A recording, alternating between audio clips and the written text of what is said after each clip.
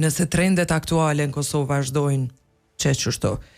qështë është një të ardhme në përfaqësimit politik të rinisë dhe grave në Kosovë? Se falem që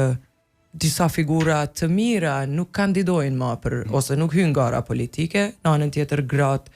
me shumë vështërsi përfshihen në fushata, vështërsi financiare, lider politik, burat gjithë, si është të ardhmen? Po duke u rrit kostoja politikës, kjo po e bën shumë atë vështirë për shumë individ që mund të jenë me ide të mira, por të kenë hapësirë shumë atë vogël dhe gjasa më të vogla për të zgjedhur, dhe kështu por e rrezikojmë demokracinë përgjithësi, se do të jetë paraja e cila do të na diktojë si do të jetë përfaqësimi në kuvend dhe kush do të përfaqësohet. Dhe kjo nuk është e shëndetshme për demokracinë. Te gratë, po ashtu ndikimi është shumë i madh për shkak se sfidat nuk janë veç financiare, janë edhe kulturore, do të mënyrën si e bën fushatën, mungesa e pronave në emër të tyre e bën të vështirë që të marrin kredi, që të mund të bëjnë financime të fushatës zgjedhore. Pastaj nuk mund të bëjnë fushat në ambiente të cilat në oda, në për fshatra ku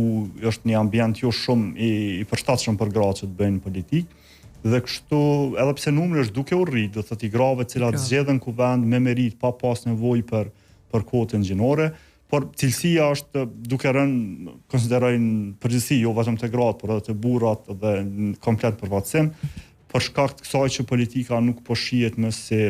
diçka prestigjioze, dikush që është deputet nuk është ndonjëvar prestigji që ka mujt me qenë para 10 ose 15 vjetëve. Përkundrazi je objekt i talljev, i kritikave, dhe kjo e bën shumë atë vështirë për personat që